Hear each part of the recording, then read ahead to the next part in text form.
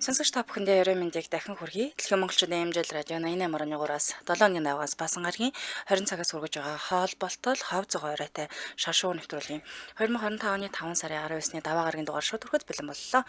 Студид хөтлөгч Ханцаа Ами найруулагчаар ундрах нар ажиллаж байна. За нэвтрүүлгийн хамтраалагчаар хүүхэд бүрт эрүүл амттан хүүхдийн баярын бэлгийн багц OJ Family за мөн баруун бүсийн барилгын материалын тулгуур төв барилгачийн худалдааны төв хамтран ажиллаж байна. За бэлцгоонуудтай чимэндээ хүргэе. За тэгээ дээрэс нь битүүр ийм гоё юутай болсон микрофонтой ингээ микрофон маань хажууд шиг гүүн ингээ гэрэлтэн гол нь манай Агийн ах хийсэн манай компани Агийн ахтай хайртай шүү ийм сайхан цагаан торгон идтэй боллоо шүү дээ би ч одоо гоё гэрэл насан гэж даа чи өнгө нь харагдахгүй л да. Миний харагдаж байна. Өнгөс үлээх юм. За соль их улаанаар гэрэлтэн битүүр энийг зарах гээгүй одоо шаруулжээ. Манай Агийн ах өөрийг нь магтсангүйгээ сая жоохон гомдлж байгаад гарлаа. Тийм өнгө нь солигдохгүй юм уу? Улаан боллоо за болж юм бол. Ийм сайхан идтэй болсон. Тэгэд энийг хайрлаж явна. Закайлаа гэж. Сонин сайхан гэвэл одоо ийм сайхан микрофоныг гүйлгдэг төрлийн юутэй юм дээ. Одоо технологитой боллоо. Гэрэлтэй миктэй боллоо. Нөгөө технологи. Хоёр суушин гэж. Хоёр нөхрөл гэдэг чинь жоохон юм чи. Оо технологи наад чи. Та хүдэнээс орчихсон хоёр хүүхдээ. Сая тийшээ гүйлгэж болсон юм ааш. Араа жав дөнгөж хөтлөгчээр орсон. Тэгээ соёлын шоконд орж байгаа юм. Явах. Нарата гэрлээ. Манай харж байна хатаа нараа өнгөний янз янзаар асж байгаа зү. Энэ миний жоохон энийг жоохон хараад магтаад өгөөрэй манай. Агийн ахыг гол магтдаг юм шүү. Манай байгууллагын Агийн ах гэдэг ардын гавьяа зүтгэл. Нэг ах байгаа. Тий. За. Жинхэнэ хов бацлаа ш. Хоол бол тов зугаа гэдэг чинь радиогийн ховыг та хэдтэй базж өглөө. За ингээд өнөөдөр танилцуулах алдарнуудаа тавчханууд ямыг чихлэх учраас би товчхон трейлер хэлчихье. За өнөөдөр Squid Game киногоор танигдсан жүжигчин Park Hae-сooгийн тухай танилцуулахаар бэлдсэн байна. Тавчхандаа ийм хүн байна. Нэг хүн байт юм аа. Таныг ярьж дуусны дараа л одоо дүүн ярина шүү дээ. Squid Game-ийг гэхдээ үзсэн баха. Netflix-ээс ер нь хит болсон бүтээч тэ Netflix-ийн. Амиг ч л үзег бол. Би одоо амиг ч хүлээлт байхгүй шүү дээ. Энэ хүүхээс юу ч ямар ч хүлээлт байхгүй. Киноны усгч мэдэхгүй хотлоо. Кино үзгээ болцсон л да би нэг ч чинь. Шүн очиод ямар үзчихээ. Үзэхээр л унтчихад байгаа юм гол нь. Үнэ эхлээд шүстэйг готголдоод болчихсон. Энийг үзээдгээ ихчээгээ сүүлдээ товч хувилбарыг явуулаад ч барахгүй л. Тэр Агийн ахыг ч хараадаг. Агийн ороод Агийн царай гарвал. Агийн ах гэдэг нэг хөөрхөн ах вэ. За би мэдээлэлээ хүргэе тийм ээ. За би өнөөдөр сонсогчтойгоо хүсэлтийн дагуу Spice Girls хамтлагийнхныг танилцуулна. Эхнээс нь хавуулаад энэ 7 хоногийн туршид бол охтын хамтлагийг танилцуулах нэ. Дараараа гэдэг дуу дүүстэй. Үгүй мэдхгүй. Мама тэр нэг аягүй байдаг шүү дээ. Тийм мама гэдэг дуу аягүй. Ямар тэр мама гэдэг дуу юм бэ те? Яг өөр дуу ярьж байна. Яг уугаагүй гэдэг шиг. Чи түрүү яг уусноо. Ус. Зя тэгвэл энэ хамтлагийн ханс эхлэе тийм ээ. Spice Girls. За 1990-ад онд бол pop соёлын хамгийн том нөлөөлөгчдийн нэг гэж явдаг. За эмэгтэйчүүдийн girl power буюу эмэгтэйчүүдийн хүч өрөөнд дэлхийн нийтийг байлдан дагуулсан Британий охтын хамтлаг гэдгээр нь сайн мэдэх бах тийм. Тэдний дуу, имиж, зам байдал нь 90-ад оны өсвөр насныхан болон залуу эмэгтэйчүүдийн шүтэн болсон. За одоо ч бид нар бол дууг сонсож байгаа хүмүүс байдаг баха та. Гэтэ би энэ Spice Girls-ын ганцхан л дуу мэддэг шүү. Ямар дуу юм? Дараараа. Чи хит осон дуу гэж яриад ах шиг байна да янз. Тийм нэг айгу хурдан өгөлдөг дуу шүү. Тэгээ өглөнгүүтээ нэг юм сахилах гээд ви монооч л амонооч л. Тийм ээ. Тэр чинь хамгийн анх гаргасан хит осон дуу нахгүй. Тийм. Тэр дууг л мэднэ. Өөр дууг нь сайн мэдгүй бол. За Heart Management үүсгэн байгуулсан тухайн үед алдартай байсан Британий хүүгүүдийн хамтлагтай өрсөлдөх охтын хамтлаг байгуулахаар сонгон шалгаруултыг анх явуулж ирсэн билээ. Хүүгүүдийн хамтлаг ийм амар алдартай болоод амж ягаад охтуудын хамтлаг байж болохгүй вэ гэж бодоод тэгээд охтуудын хамтлаг анх байгуулж ирсэн билээ.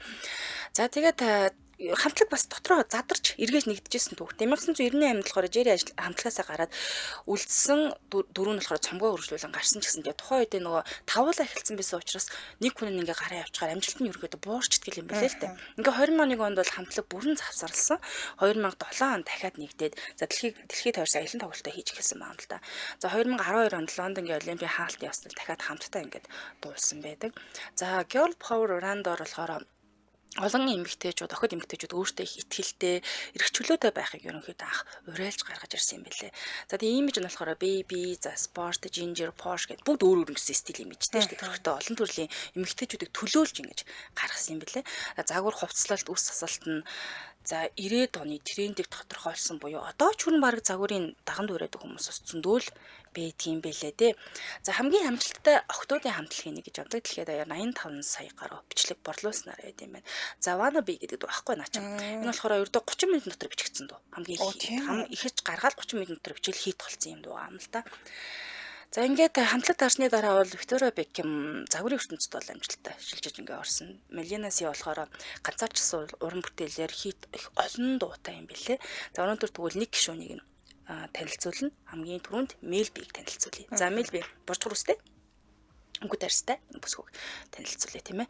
За Мелбигийн хувьд болохоор Милани Жанин Браун гэдэг нэртэй 1975 оны 5 дугаар сарын 20-нд төрсэн. Одоо 49 настай. Өндрийн хувьд бол 165 см өндөр юм билээ. Тэгээ би эдрийг нэлээд өндөр юм болов уу гэж бодож ирсэн ч үгүй ээ. Ер нь 160-д. Өндөр л юм шүү дээ. 165 шүү дээ. Харин өндөр шүү дээ. Өндөртэй орно гэж. Би 64-ийн хувьд өндөр л гэж хэлмээр. Гэхдээ би бодохдоо нэг 70-аас дээш юм болов гэсэн чинь нөгөө биений зөв пропорцтой учраас тийм чинь өндөр ингээ харагдаад идэв гэсэн юм байна л да. Клипэн дээрээ за өндөр тийм. Тийм тэгж харагддаг юм байна л да. За тэгээ тайзны нэр нь болохоор Милан Би эсвэл Милани Би. За Мил Би гэдгээр нь сайн мэдэх бах тоо. Английн дуучин, дуу зохиогч, телевизэн жүжигчин гэдгээр бас сайн мэдэх бах. 1998 онд болохоор I Want You Back дуугаар гаргаснаар анхны бид бас уран бүтээлч болж байсан. Тэгээд Их Британий Singles Chart-д бас тэргүүлж байсан байт юм байна. За тэгээд аав нь болохоор Мартин Браун, Saint Kitts Anglia Carpenters-ийн арлуудаас юм гаралтай юм билээ. Аав нь болохоор барилга дээр ажилладаг байсан, энгийн ажилтан хүн байсан. Мелбигийн өнгөт арьстай юм өв уламжлал соёлын суурь нь болохоор ааваас юм гаралтай юм билээ. Харин ээж нь болохоор Андре Браун, англи гаралтай цаа арьстай юм ихтэй. Тэгээд ерөнхийдөө ирлиз гэж ярьдаг шүү дээ. Ирлизийн бүсгүй юм билээ. Ээжийнх нь хувьд бол совилогч мэрэгчлээ байсан. За Мелбигийн хувьд бол багасаа л угаасаа урлаг туртай болж исэн. Тэгээд ер нь урлагт орно гэж эртнээс шийдсэн л байсан юм билээ л дээ. Тэгээд нэг дүүтэй юм билээ. За Лидс хотын ажилчаа ингээ хороол ер нь өссөн. Тэгээд тухайн үед бол арьс өнгөний ялгуурлан гадуурхалт бас нэлээд ингээд өртөжсэн буюу тэр арьс өнгөөр ялгуурлан гадуурхалт тухайн үед бас зөндөл байсан л гэсэн үг л дээ. Эннээсээ болоод би тэгвэл энэ нэг ялгуурлан гадуурлалтыг яаж тавах юм бэ гэхээр өөртөө ихтэй байх хэрэгтэй юм байна те. Бусдаас одоо юу илүү гэдгээр тэрүүгээр давуу гарч талаад одоо хөгжүүлж идэрээс ялгарх юм байна да гэж айгүйх боддог байсан. За тэгээ Мелбигийн хувьд амжилттай уран бүтээлж басныхаа дараа ээжтэйг их ойрхон харилцаатай байсан ч гэсэнтэй аавтайгаа сүүлийн жилүүдэд ямар ч харилцаагүй шахав ингээ байсан. За тэгээд сургуульд сурж байгаа дүүргсэн. Яасан гэхээр Intake High School гэдэг сургуулийг төгссөн юм билээ. Энэ сургуулиас нь болохоор маш олон амжилттай уран бүтээлчд төрсөн буюу одоо манай одуудын сургууль гэж ярьдаг шүү дээ тийм байсан. За багасаа л дуу гэхээс илүү бүжигт илүү дуртай байсан. Маш их бүжгэлдэг юм. Тэгээ ер нь бол бүжгийн мэрэгшгээ хүсдэг байсан юм билээ. Бүжигчин болно гэж боддог байсан. Тэгээд ахлах сургуулаа төгссөний дараа болохоор уран бүтээлийн карьер эхлүүлэхээр Лондон руу ингээ явсан байна л да. Тэгээд хөгжмийн ертөнцид орохын төлөө бүр байж болох бүхэл арга замаар ингээ тууштай тэмцэж эхэлсэн байна. Мелбигийн хувьд бол багасаа маш шудраг, шулуун, айдасгүй зан чанартай байсан гинэ. Ер нь л дургүй өрөөл шууд ингээ хэлждэг. Та яхаар ингээ шудраг бус юмтай дандаа тэмцэж ингэж явдаг байсан охин юм билэ. Тэгээд хүүхэд байхасаа л өөрийнхөө үзэл бодлыг шууд илэрхийлждэг. Нилээн юм шуугантай буюу хөдөлгөөнтэй охтод идэг шүү дээ. Нэг юм хөдөлгөөнтэй охин байсан учраас тэгээд найз нөхд нь хүртэл Scary гэд хочилдог байсан юм билээ. Тэгээд дараад нь болохоор Spice Girls тэ Scary Spice гэдэг очтой болсон буюу багаасаа авсан хочны юм бэ.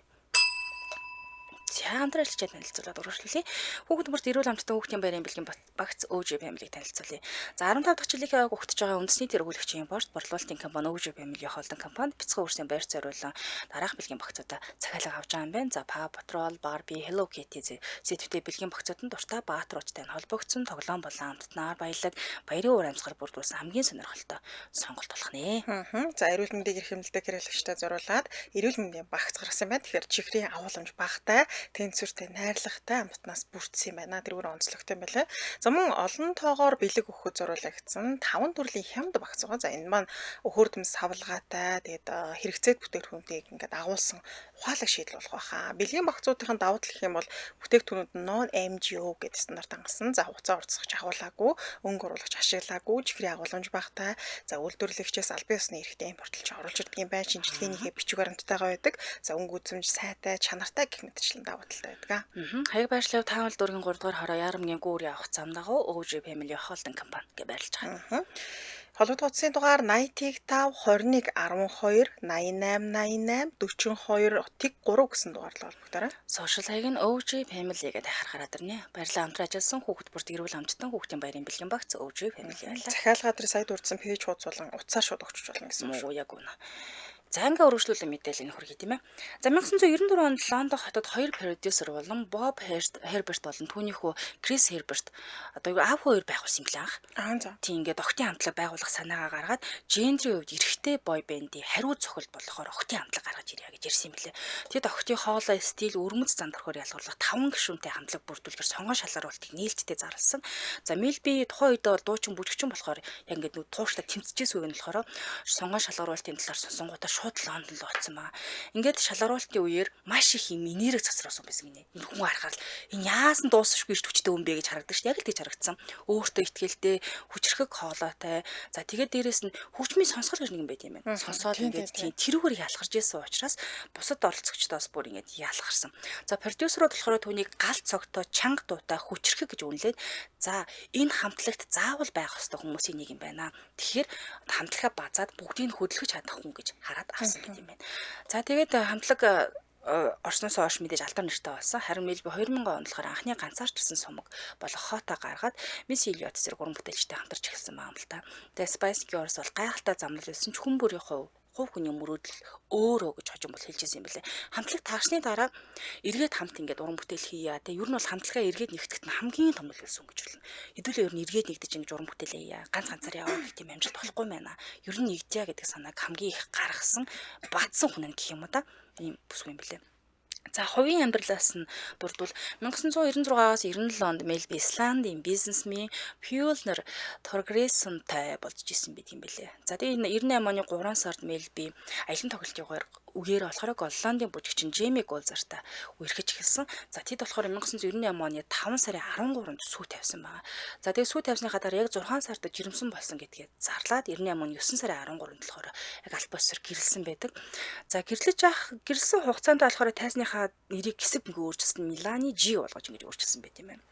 За тэдний хосуудын охин болох Phoenix G Golzar 1999 оны 2 сарын 19-нд өрсөн. За Melby-г 2000 онд салах өргөдлөө өгсөн. Тэгээд яг тэр жилийн сүүлээр аль бие усаар салалт ингээ шийдэгдсэн байдаг. Охиныхоо Melby-г охиноо асран хамгаалах эрхийг өөртөө аваад тэгээд нөхөртөө Golzart буюу 125 сая фунт стерлингийн хүн төлбөрийг бас төлсөн юм билээ. Тэгжиж нөгөө охиноо өөр дээр авах хэрэгтэй болсон гэсэн. За Golzar-ийн хувьд болохоор одоо нөгөө X нөхөр нь гэхээр Melby-г айлган сүрдүүлсэн. Дээрээс нь игч Daniel Lund дайрсыг хэрэгээр бас яллагтагчаар татагдчихсэн байт юм билээ. 2001 оны 8 сард Golzar-ыг халдлага үйлцэнгийн буруутаан тогтоогдсон. Гэхдээ яг дараа нь ахиж шүүгээр ороод тэр ялаас нь чөлөөсөн л юм билээ л дээ. Хожим энэ талаар юу ч гэсэн гэхээр би анхны нөхөртөө сэтгэлтэй байсан. Гэхдээ бид хоёрын амьдрал Spice Girls-ийн алдар нэр дарамт их нөлөөсөн буюу нэг хүндийн алдартай нөгөөд хүн жоох ингийн ингээ байгаад айгүй хэцүү юм байна л да ингээ болохгүй байгаад байсан. Харин нөхөр нь сүлд үгэжсэн гэхээр Melby миний амьдралыг сүйтгэсэн. Би түүнийг хайрладаг байсан гэж мэдгдсэн юм байл. Тэгэхээр бас хоорондоо болж өгөөгүй юм шиг байна. За ингээд 2000-аас 2002 онд болохоор Melby жүжигчин Max Beasley-тэй үргэлжлүүлсэн. За 2002-оос 2006 оны хооронд болохоор кино продюсер Кристин Крокостой үргэлжлүүлсэн байгаа юм л да. Тэгээд энэ хоёрын хувьд Лос Анжелес хотод бүр ингээд хамтран амьдардаг байсан. Гэхдээ 2006 онд харилцаа аль бие усаар дуусгасан байдаг. За 2007 оны 4 сарын 3-нд төрсэн Angel Iris Murphy Brown-ы эцэг за жүжигчин Eddie Murphy-г мэдэн шүү дээ. Харилцах үеэрээ шар хэвлэлээдээ сэдв болсон буюу яагаад тэгэхээр Eddie Murphy тухайн үедээ энэ хүүхдээ болохоор минийх биш гэж хэлэм боо юм болж байсан. Наа хүүхд чи минийх биш тэгээд. Тэгээ ингээд шүүхтэлцээд бүр ДНХ шинжилгээгээр түүний хүүхд болох нь батлагдсан байдаг. Тэгээ яг ДНХ-ээр одоо нөр батлагдсан учраас Murphy аав нь гэдгийг хүлээн зөвшөөрөөд Melby-тэй $7 сая эцэг тогтоох тохиролцоонд хүрсэн буюу одоо ингээд хүн төлбөр олгодог болж эхэлсэн юм билээ. Нэг хэсэг хугацаанд уулзж жагаад жирэмсэн болоод тэгээд хүлээн зөвшөөрөх байгаадсэн юм билээ л дээ. За 2007 оны 2 дугаар сард болохоор Melby кино продюсер Steven Laponte болцож эхэлсэн. Laponte. За ингээд 2007 оны 6 сарын 6-нд болохоор Лас Вегаст энэ хоёр хувьд бол нууцаар гэрэлсэн. Олон хүмүүс нүдэн дээр байж хагаад. За ингээд 2011 оны 9 сарын 11-нд Melby 3 дахь охин Madison Brown бас их төрүүлсэн байдаг. Одоо бол 3 охинтой. За Melby-гийн хувьд бол амьдралдаа нэг бус удаа сэтгэл гутрал хүчирхийлэл бол амиа оролдог гэх мэт шиг маш олон хүн зорилтуудтай нүр тулгарч байсан. Тэгээ энэ тухайга нээлттэй зоригтойгоор хуваалцаж олон эмэгтэйчүүдэд тус хүрхийг зорьд юм билээ. Яасан гэхээр 2014 онд Мельби өмнөх нөхөр Стивен тэгээ амьдарч байх хугацаанд юу гэжсэн гэхээр гэр бүлийн хүчирхийлэлд маш удаан хугацаанд өртсөн буюу нөхөр нь байнга зогтдог байсан. Тэгэд энээсээ болоод нийгмээс тусгаарлагдсан, ганцаардсан сэтгэл гутрал тэгээд тунталчтайгаа тэмцэж эхэлсэн л дээ. Тэгээд тэр үед болохоор би хаашаач гарцгүй юм шиг санагдчихсан гэж хэлж байгаа. Тэгээд би цаашаа амьд байхын тулд зүгээр л жүжиглэх хэрэгтэй болж эхэлсэн. Тэгээд хүмүүсийн нүдэн дээр би юу ч болоогүй юм шиг амьдраад идэг гэтэл дотроо бол баргалыг өгсөн байсан. Хүмүүс намайг инээмсэглэж байгааг хардаг ч гэсэндээ дотроо би бол шаналж исэн гэж байгаа. Тэгээ энэ үед амиа орлого хийсэн. Яасан гэдэг гэсэн чинь 20 гаруй аспирин юм нэг зэрэг нэг дор уугаад амьдралаа орхиог оролцсон. Тэгээд энэ орлогын дараа түүний биеийн олмуудад эмнэлэгт хүрэгдсэн. Тэгээд азар бол амин аврагдсан байдаг. Тэгээд гар дээр нь юм хүчирхийлэл дарамттай эсрэг тэмцсэн тийм сорив үлдсэн буюу гар дээр нь бүр тийм сорив үлдэхээр л одоо хэмжээний хүчирхийлэл хүрсэн байдаг л та. Ингээд Мельби Беллафонте нар 2016 оны 12 дугаар сард салсан байдаг. За тэгээд энэ 17 оны 3 дугаар сард салах хүргэлтлөө өгсөн байт юм билээ. Тэгээд энээсээ болоод сэтгэл санаа болон бие махбодын хүчирхийлэлд одоо нөхрийг бол буруутгасан байдаг. Яасан гэсэн чинь энэ нөхрийнх нь өмгөөлөгч нь шүүхтэр хэлэхтэй энэ хоёрын амьдрал нь өөрөө айгүй sana. Яагаад гэхээр хитрхээ үргэлгэн баян чинэлэг амьдралын хэм маяг болмоос Мельбигийн хувьд гэхэд ч одоо Spice Girls-ийн бүх орсон орлого тийм ээ бүх мөнгө ойролцоогоор 50 сая доллараар үрж дуусгасан гэж хэлж байгаа. Ерөөсөө мөнгө цацгаал ингээл амьдраад идэг байсан юм билээ л дээ. За 17 оны 12 дугаар сард энэ хоёрын салгалт нь бол эцэслэн шийдэгдсэн байдаг. За 18 оны 12 дугаар сард Мельби хамтлаг эргээд нэгтсэн байсан. Тоглолтынхаа одоо бэлтгэлд орсон байхдаа ухаалтж унсан. Унахта хит хитэ хавирга дээрээс нь баруун гараа хуглаад яаралтай хагалгаанд орсон юм билээ. Яасан гэдгсэн чинь шатны гişгүүр дээрээс хийж ингэж бүдэрч унаад тэрнээсээ болоод эмнэлэгт яаралтай оцсон байдаг. Гартаа бүр төмөр суулгасан юм билээ. За тэгсэн ч гэсэн ганцаараа алхаж хөдөлгөөх хүртлээ ямар ч гэсэн эргээд сэргэж чадсан байдаг. Яг тэр үед нэг завгүй ингээ нилээн завгүй хамтлаг эргэн нэгдээд ингээ шахамд байсан. Шахуу байсан учраас жоохон хэцүү тэр тал дээр жоохон хэцүү лсэн юм байна. За олон жилийн турш сэтгэл готрол айдас ганцаардлыг бол мэдэрч байсан. Тэгээд ялангуяа нөгөө гэр бүлийн хүчирхийлэлд орсон онжилуудтай хэцүү байсан л та. Өөрийгөө яад ингэдсэн чи гэр бүлийн хүчирхийлэл удаан байгаад өөрийгөө хүн үн цэнхүүг мэдэрт юм байна. Би юу хин чинь байна гэж мэдэрт юм байна. Тэгээ хоосоо нэмсгэлээр худлаа энийгээ л ингээ яваад идэг бол дотроо бол хүчээсэн. Тэгээд унтахын тулд юу хэрэгэлдэг гэсэн хэрэг нойрны юм тонцсон. Дээрээс нь согтуур л унтаад татсан. Арх уухгүй л унтаж чадах байсан. Нойрны юм уухгүй л унтаж чадах. Эмийн хит хэрэглээ бол сүүлдээ ямар ч юм нөлөөлөхгүй болоод бүр их тунгаар хэрэгэлдэг болчихдог юм шүү дээ. За тэгээд нөхрийнхээ одоо энэ дарамтнаас болоод сэтгэл зүйн дарамт шантаажсан түүний гэмтлийн дараах стрессийн эмгэгтэй болгосон юм билээ. Тэгэхээр яасан гэхээр чанга дуу чимээ. За тэгээд иймэрхүү сонсохоор гинэс сандарч ингэж чичирч бүр ийм айдастай болцсон байсан. Тэгээд унтуулах юмдээ донцсон гэдэг өөрөө бол хүлээн зөвшөөрсөн байдаг. Тэгээд гэр бүлээ хамгаалахын тулд арх хэрглэж эхэлсэн. Тэгээд архитайгаа хамгийн амар нь эм арх хоёрыг хостуулан хэрэглэв. Гэр бүлээ хамгаалахын тулд гэдэг нь одоо тэгэл хүний нүдэн лайтайгаа харагдах гэдэг шүү дээ. Яг одоо сохтуу байдлаар. Тий, одоо тэгэл дундах хэрэгтэй байна. Ядарсан харагдмааргүй байна. Тэгээд зовж байгаа харагдуулахгүй тул ядаж нэг жоохон унтах хэрэгтэй. Тэхийн тулд эм уучаад арх уудаг ч юм. Ийм байдал бүр орцсон байсан юм билээ л дээ. За 2022 оны 10 дугаар сард Мельби Rocky McBeat сүү тавьсан гэдгээ зарласан. Тэгээ осуудыг бодлоо 2018 оноос хойш үргэж байгаа юм уу даа гэж таамаглаж байлаа. За найз залуугийн хувьд болохоор юу юм бэлээ? Өсчин гоо сайхны стилист мэрэгчлээ. Тэгээд анх найз нөхдөөрөө дамжуулан танилцсан буюу осуудын хувьд бол 10 насаар дүү юм бэл найз залуу. За тэгээд 22 онд болохоор Мельби энэ найз залуугаасаа гэрлэх санал хүлээж авсан гэдгээ шоуны үеэрийг батлаж хэлсэн байлээ. Тэгээ энэ хоёрыг яачваа яасан болоо гэд тагчиг болчиход байсан л да. Тэгээ сүүлд болохоор надад 50 байдал аюулгүй мэдрэмжийг өгдөг хүн гэд ярилцлаганд дурдсан байлээ. Тэгсэн 2023 оны сүүлээр зарим хэвлүүд Мельби одоо энэ найз залуутайгаа завсарсан байж магадгүй гэж мэдээсэн ч гэсэндээ хоёр талаас хоёуланд нь бол би бас ямар ч мэдээлэл өгөөгүй. Мельби болохоор олон нийтэд ил харилцаагаа бага дэлгэдэг болсон. Ер нь огчтой анхаарлаа төлөвлөж байгаа буюу 3 огтудаа тэгээ хүмүүнлэгийн ажилд бол идэвхтэй оролцож байгаа. Гэсэн Spice Girls хамтлагийн гишүүн байсан Victoria Beckham байна шүү дээ, тийм ээ. Мельбигийн хурмын дайрсанд яг уралх нь 2024 онд илүүсэн. Тэгэхээр одоо утгагүй хурмаа их юм болоо да гэж харж байгаа. Тэгээ би сая хайлаа л да. Одоо хурмаа хийсэн бүсэн. Яг одоогийн байдлаар хурм хийсэн юм бол алга байна. За татвар бизнесийн маргааныг удаа өртөжсөн. Яасан ингэ гэсэн зарим их сурвалжийн мэдээснээр болохоор Мельби 2000-ад онд Америкийн нэгдсэн улс болон Их Британь татварын асуудалтай холбогдсон. Гэхдээ яг хууль ёсны дагуу зохицуулсан буюу татварын асуудлыг төрсөн юм билээ л дээ. За тэгээ Spice Girls хамтлаг дотор хамгийн шулуун шударга маш их марзан хүн гинэ хошиг ундаг гин. Ер нь бол алай эрч хүчтэй тийм амтлагийнхнаас сэргийх үргийг бол гүйцэтгэдэг юм хүн байлээ. America's Got Talent шүүгч хийжсэн гэдэг нь бол мэдэх бат. 2013-аас 19 оны хооронд бол хийжсэн. За тэгээ олон янзын өсний стил дуршдаг гинэ. 90-ад онд сагсгарын буржгар үстэйгээр алдартай байсан. Түүнээс хойш олон төрлийн өсний стил өнгийг бол зоригтойгоор туршсан. Загварын сорилж нэг юм гэсэн. За тэгээ хамгийн сүүлд нь хэлэхэд Spice Girls хамтлагийн хамгийн эрт босдог гişүн гэдэг. Яасан гэдэг чинь эрт бос дасгал хийдэг зуршилтай. Энэ нь одоо түүний эрт хүчтэй зангуудын нууц гинэ. Ер нь бол хамгийн ойрны асуудал нь гайгүй болсон юм болов уу?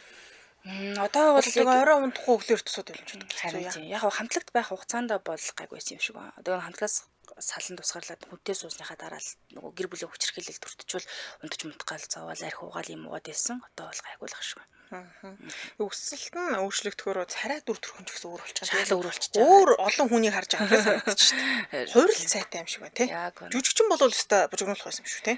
Яг үнэ. За тэгээд яг нөхөртөөгөө тэр гэр бүлийн хүчирхийлэлд байх үедээ бол ер нь тийм гундуу нүдний харц нэлээ хэцүү байсан. Одоо бол арай анги болчиход байгаа шүү.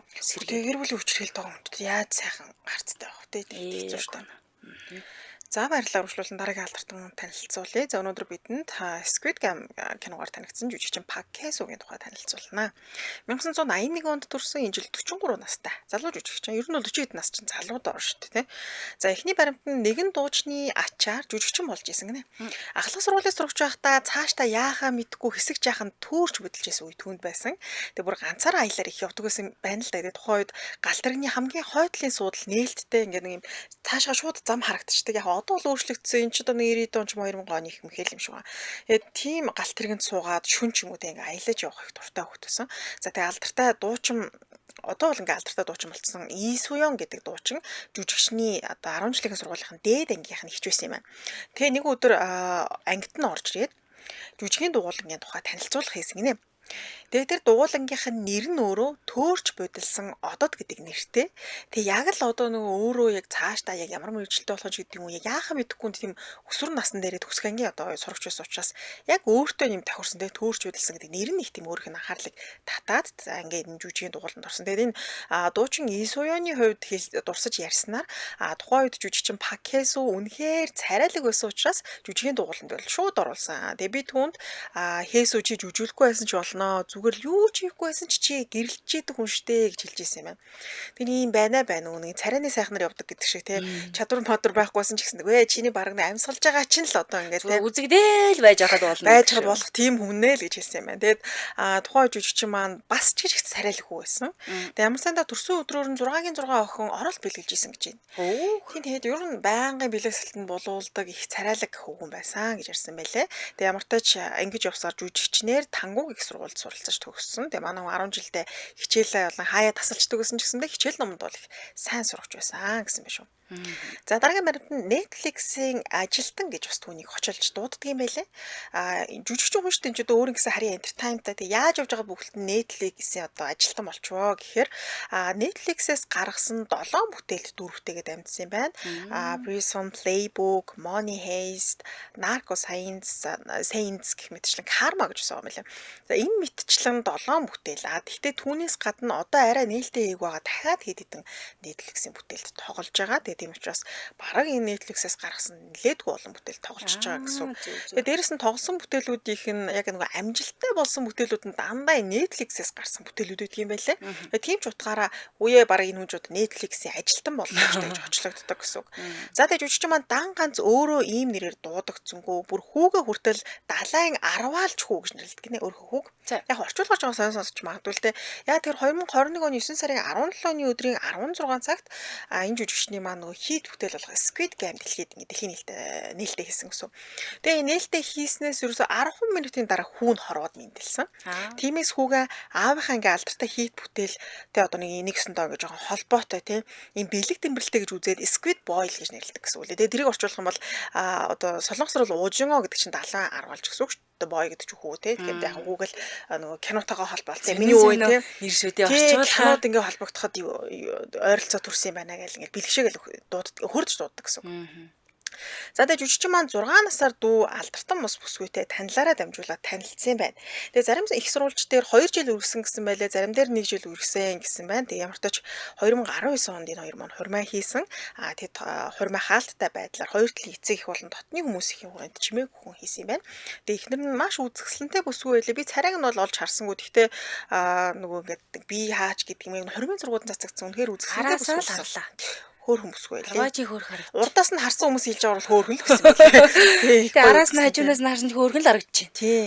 За мэдээж алдартай хүний хорим учраас алдартай жүжигчд их ирсэн. Жон Хэйн, Жон Гён-хүү, Дуан, Пёну Сог, Жон Цу Жон гэх мэтчлэн алдартай жүжигчд бас хурим дээр нутсан юм байна. За тэгээ хурмаа хийсний дараа жүжигч маань сэтгэлдээ хэлсэн байна. Тэгээ юу ч хэлсэн мэхээр том үүрэг хариуцлага хүлээж байгаа мэдрэмж их байна. Тэгээд сэтгэл маань үнэхээр их хөдөлсөн. Эцэг ихтэй маш их баярлж талархаж явдаг хэлмээр байна. За мөн их нэртэйгээ учирсандаа үгээр хэлхийн арга аз жаргалтай байна. Утгагүй сайн бүтээлээр та бүхэнтэйгээ уулзч те энэ их өрөөлийн одоо хариуг бол би барих болно. Минь төргсөн бүх хүмүүстэй чин сэтгэлийн талархал илэрхийлье гэж хурмынхаа дараа сэтгэлдээ суулцж ирсэн байна. Тэгээд 2021 оны 9 сард хүүтэй болсон. Одоо хүүн Солонгосын зарлалын 5 настай болж байгаа юм байна. Тэгээд хүүн өөртөө гадаад төрхөөрөө гэхээсээ илүүтэйгээр үйл хөдлөлөөр их адилхан юм л дээ. За. Мэдээж яг том болох тусам эцэг ихтэйгээ юм төстэй юмнууд багтдаг гэдэг шиг нэг яг аавтайгаа ижлэх юм уу, ээжтэйгээ ижлэх юм уу гэдэг нэг сайн мэддэхгүй. Тэгээ томор тус маань тэр юм тодроод эхэлдэг шүү дээ, тэ хамрын ижлэх юм уу гэд. Яг тийм байдлаар мэдээж төстэй талууд их гарч ирж байгаа. Гэхдээ аавтайгаа бол үйл хөдлөлөөрөө буюу жишээлбэл хүүн дэлгүүрт орчоод халаасандаа ингээ гараа хийцэн тоглоом хараа зогсож байгаа нь яг өөрийнх нь дэлгүүр сэтгэлтэй адилхан харагддаг гинэ.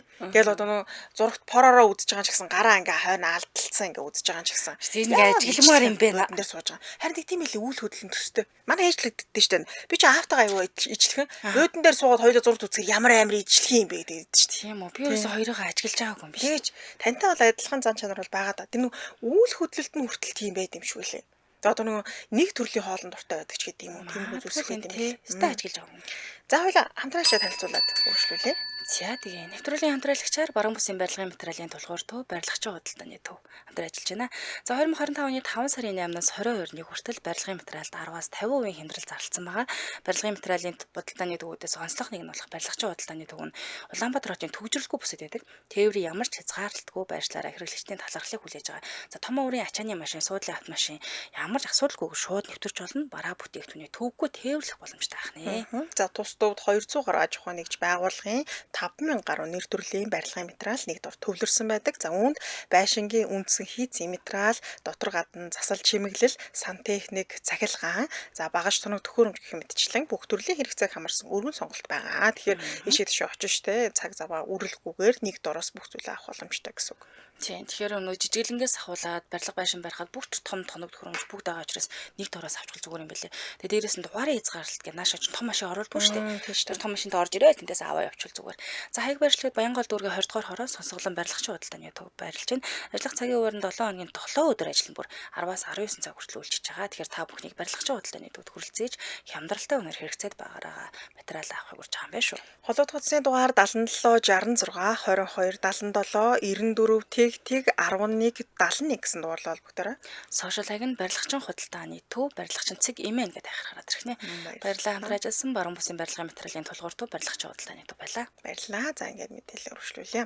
За мөн хүүн аавыгаа жүжигчин гэдгийг одоогор бол мдэггүй байгаа нөө жоохон учраас дээрээс нь хүүтэй үзүүлчихэр бүтээл дээрээс тоглоогоо дандаа нэг юм томчуудад дээрээс зодоо нүдэ алаан хидантай тиймэрхүү кино тоглодог. Тэгээ тийм учраас цаашдаа хүүтэй бас харуулж болохоор те жоохон хүүхд үзчихэр тийм бүтээл тоглох сонирхол бол их байгаа гэсэн байна. За дараагийн баримт нь хийж үзээгүй цагийн ажил гэж ураг байхгүй. Үйлчилгээний ажлуудыг маш хийж исэн. За жишээлбэл Крисмасын баяраар Санта Клаус болж айлуудаар хэсч бэлэг өгдөг байсан юм байна. Манайхаар одоо өвлийн үгэн болоод ирсэн гэсэн. Тэгээд Рудольфо ус мэдээж дагуулж явна буугмууг байгаа штэ. Тэгээд захиалга өгсөн айлхаа гэрт очиод эцэг их нь наан ингээ өгдөг энэ за энэ хүүхдийн маань сайн тал муу талч гэдэг юм сул талч гэдэг юм те. Тэр сайн талч гэдэг сайн хүүхдэд бэлэг өгнө. За чи одоо те өө энэ манай хин ч одоо ерөөсөө бууцаа иддэг юм байна штэ. Бууцаагаа заавал идэрэж гэдэг юм ийм байдлаар бас хилдэг юм байна. За гэхдээ инээдтэй хүүхдүүд тэгдэг гинэ нөгөө том хүүхдүүд бас байгаа шүү дээ. Тэр айлтчууд 2 3 хүүхд байлаа гэж бодоход чинь дүүд нь ихлэ бэлэг өгч идэл ингээл ах иш нар нардаас нь л ингээл байцтай энэ өвгөн чи түрүү жилийн өвгөн биш вэ штэ гэл ингээл айгүйх анзаардаг гин л дээ. Тэгээ тэр үед нь бол чимээгүй бай гэж хэлээд өнгөрдөг тухайгаа ярьсан байлээ. Тэгээ үүнээс гадна тайзны туслах найруулагчаар бас ажиллаж исэн. Тайз буулгах, гэрэл тусгах гэх мэтчлэн тайзан дээр дэ хийж болох бүхэл ажлыг хийжсэн юм байна. За ингэж олон төрлийн цагийн ажил хийж явсараад 2007 онд 26 настайд анх жүжигчнэр тайзан дээр гарч ирсэн юм лээ. Хэрэг олон төрлийн ажил наан хийж үзсэн юм туршлагатай гэсэн. Зарим жүжигчдүүд бол баг их сургуулаа төгсөөж жүжигчнэрийн амжилт болол ингэж явчихдаг. Гэтэ хүн болгоны л зам нь арай өөр юм да тий. Тэгээ үүнээс хойш бүхэлдэн 10 гаруй жилийн дараа л кино драмын салбар руу шилжсэн. Тэгэхээр нэг өсөнд одоо дандаа тайзны жүжигчд тоглодог байсан гэсэн үг. Тэр айгүй том давуу тал болчихдаг юм шиг үлээ тий. Тайзан дээр тоглож юм шиг. Тийм.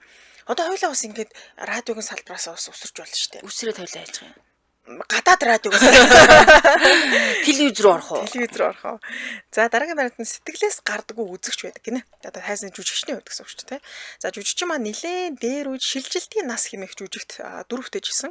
Гэхдээ уг жүжигийн утга агуулгын хувьд бол харгислал ихтэй амиа хорлолч гэсэн гардаг буюу одоо тэр нийгэм маань өөрөө өсвөр насны хүмүүс яаж хандж जैन. Тэгээд нийгэмдэр байгаа бас юм болж утгагүй асуудлуудыг тэгээд дээрлэхэлтж байдаг гадаг бол энэгээр зүйлсүүдийг шингээж оруулсан ийм бүтээл юм байна л да. Тэгээд мэдээч нэг талаараа одоо хар бараан зүйлийг харуулж байгаа ч гэсэн нөгөө талаар их тайтгарлыг агуулсан юм жүжигт тоглосон. Тэгээд удалгүй жүжиг дууссан юм байна. Тэр тухайн өдөр тоглосон жүжиг нь дуусаад тэгсэн чинь нэг 10 жилийн охин л болтой нэг эмэгтэй сурагч зэрэгтэл дунд суучаад ингээ босхгүй уйлаа суудсан. Хүн болгон гараа авсан чинь ганцхан тэр охин үлдээл уйлаа суудсан юм байна. Тэгээ ажиглагнаа яг ингээл амиа хорлол бодолтой байсан юм байна гэсэн бодол орж иж байгаа байхгүй. Тэр бүтээл маань өөрөө ямар үлээ те гадуурхалт мадуурхалт тэр талаар тэгэхээр бүр үнэхээр болохой байгаа л ингээл энэ жүжиг хийж үзсэн юм шиг тийм сэтгэл төрсөн. Тэгээ жүжиг дууссаны дараа тэр 10 жилийн охин жүжигчин гарах үед нь уулцсан гинэ. Тэгээ уулзаад өөрт нь ингээд энэ жүжигтэй маш их тайтгарлыг өглөө баярлаа гэж хэлсэн.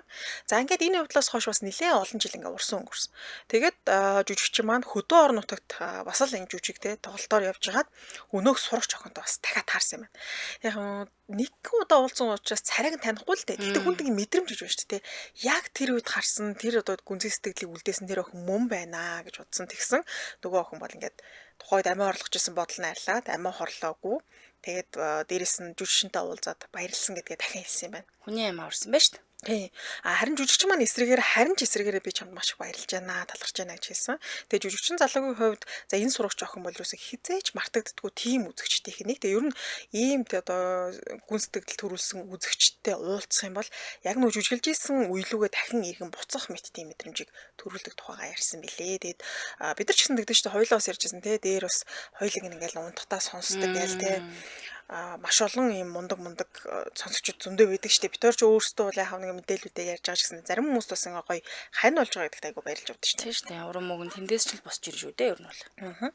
За дараагийн баримт нь үзэгчдэд өөрийгөө таниулах боломжийг олгосон нэгэн бүтээл тоглосон. Тэр нь Prison Playbook хэмээх 2017 оноос 2018 онд цэгцсэн хит драма. За энэ драмны гол дүрийг анх удаага ерөөсөө гол дүр тоглосон энэ драма л та. Тэгээд тайзны жүжигчнэр бол олон 10 жил ажилласан ч гэсэндээ дэлгэсний бүтээл тоглосон бол марахгүй энэс өмнө дараа туслах жижигхэн дүр тоглосон. Тэгтээ тоглохдоо уг нь чадварлаг л тоглодог юм жүжигч юм байна. Тэгээ анх драма цацагдаж эхлэхэд хүн бүрэлд түүнийг одоо хин бэ хаанаас гараад ирсэн жүжигч юм бэ гэж гайхширч ирсэн юм байлээ. Угны хүн ч одоо жүжигчнэр ажиллаад таснаа 10 хэдэн жил болчиход байгаа шүү дээ. Тэгэхээр нөгөө тайзнаасаа дэлгэсэн жүжигч юм байна. Тийм баг байж тийм баг л байсан гэсэн үг. Тэгээд уг бүтээлээ шалралтанд орохоор очихдоо өөрт нь гол дүр ирнэ гэж юусоо бодоогүй. Тэгээ нөгөө драмны зохиолч алдартай зохиолч байт юм аа. Үжон баха. Тэр зохиолч маань энэ Ким Жэ Хёгийн текстийг чиний уншаад хаа гэж хэлсэн юм байна. Тэгээ яг нөгөө нэг зохиолоо аваад энэ Ким Жэ Хёгийн текстийг уншсан чинь бүр уншаад дуусгаргүй их текст байсан гинэ. Тэгээ шууд дотроо бодсон маа л да. Би гол дүрийг авах гээд байгаа юм байна гэд. Текст ихтэй байлдэж гол дүр л тэр илүү их ярина шүү дээ, тийм. Тэгээд удалгүй найруулагч өөртөө холбогдоод за би ингээд чамтай хамтрая гэдгийг хэлсэн. Тэгээ нэмээд за бейсболын тамирчны дүрээ тийм учраас чи мөрөө ингээ сайхан хангаар сайхан цээжтэй тий өргөн болгоод ирээрээ гэж хэлсэн.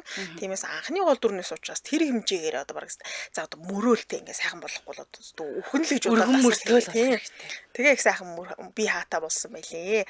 За тэгээ драма хит болсноор мэдээж бөөн баяр болсон. Гэхдээ гинтхэн маш олон хүмүүс өөрийгөө таних болсноор өөрт нь гэхээс илүүтэйгээр эргэн тойрных нь хүмүүс жаахан сэцүү санагдаж эхэлсэн юм л дээ. Яагаад тэгэхээр өмнө зүгээр л энэ жүжигчтэй ингээм хамт гудамжаар явбал хоолнд дээл явдаг гэсэн бол одоо нөх хүмүүс танаад эхлэхээр найз нөхдүүд нас жоохон эвгүй санагдаад тухгүй санагддаг ч юм уу те. Тиймэрхүү асуудал бол гарч ирсэн. За тэгээ уг драма хит болсноос хойш 4 жилийн дараа алдарт Squid Game хэмээх хит бүтээлтэй тоглож ирсэн юм билээ. Тэмдэж энэгээр бол ингээд олон улсад өөрийгөө таниулж чадсан байдаг. За мөн энэ Squid Game киноны дүрийг авахаас өмнө нэг хачирхалтай зүү зүүдэлсэн. Одоо юу гэдэг аз зүгэнсэн зүүд гэх юм уу? За. Яг ямар зүүд зүүдэлсэн бэ гэхээр зүүдэнтэй нэлээ хүндэрсэн юм байна. Одоо баасан гэх юм шиг тийм. Хүндрээл хэсэг чинь тасралтгүй манай жүжиг чинь. Тэгээд сүүлдээ тэр их овоорсон баасан дээр өөрөө гарцсан зогсож исэн юм байна. Өвөлсөн гэж нэ. Халтарч бэлтэрсэн энэ миний баас өгсөн. Тэгсэн чинь удалгүй тэр их баас нь алт болж хувраад жүжигч маань дээшээ хөөрсөн гэж штэ. За яг наадах чи зүүдлэх юм шиг бодож байгаа. Баагаад баасан дээр гар зогсоод баасаа алт болгоод дээшээ хөөрчж байгаа. За тэгээ энэ зүүдийг зүүдэлсний дараа том зүйл болох юм байна. Ер нь би нэг тийм надад нэг сайхан зүйл болох нь дээ л гэсэн мэдрэмжийг авсан чинь нэрийн Squid Game кинонд санал болоод те дэлхийд алдартай хэмжиж юм болсон. Тэгээ үүнээс хойш тоглож байгаа бүтээлүүдийн дийлэх нь одоо ч гэсэн хит болсоор байгаа. За гэвч яг өмнө нь бол өөрийгөө кино театрын дэлгэцэн дээр гарна гэдэг бол ерөөс төсөөлж байгаагүй. Гэвч одоо бол ийм алдартай болцсон. Тэгэхээр нэг өсөндөө хүн бүрт өөрийг нийлж байгаа нэг өөрийн гэсэн цаг хугацаа байдаг те. Заавал одоо яг нэг 20 наснда од болно ч гэдэг юм тийм байхгүй. Хүн болгоны амьдрал арай өөр урсгалаар урсдаг байх гэсэн мэлээ. За тэгээ хэдүүлээ нэг ийм зүүдэл бас зүүдэлч юм санагдсан. Хөөцөлж байгаа зөндөө их баагаад баасан дээр гар зогсоод тэгээ баасаа алт болгоод хөөрхөн те бодож байгаа дунд нь манай ч гэсэндээ баасыг ер нь жоохон одоо эрэх талаас нь хэлдэг те тайлдаг штэ зүүдэн дээр ийм зөнтэй зүүд бас их зүүдэлт юм болов гэж ярьдэн штэ солонгосчууд одоо алдарнуудын тухай ярихаар дандаа нөгөө хүүхэд зүгэнсэн зүүд ээж аав нь яаж зүүдэлсэн тухай ч юм уу эсвэл тэр хүн маань өөрөө нэг ийм одоо амжилтанд хүрэх зүүдэлсэн гэл янз янзын тиймэрхүү зүүдүүд байгаа юм л штэ. Тийм ээ. Өнөө шин бас баас зүүдэлмээр яана гинэ. Баяждаг гэж ярьдаг юм байлээ. Үнэ. Харин нэрээ баас зүүдлэхээр баяждаг гэж би сонсч байсан юм байна. За баярлаа. Баас зүүдлээ өнөөдөр бөөнтөө. Энд хүргээ нэвтрүүлгийн өндөрлөлийн студид хөтлөгч Чанца Амын найруулагчаар ундрах нар ажиллаа. Нэвтрүүлгийн хамтраалагчаар хүүхэд бүрт эрүүл амттай хүүхдийн баярын бэлгийн багц өвжи family мөн баруун бүсийн барилгын материалын толгуурд барилгачийн худалдааны YouTube байлаа. Урагшлуулан та бүхэн маань амар зэрэг нэвтрүүлэг үзлээ сонсоорой. Түр баяртай баярлалаа. Баярлалаа.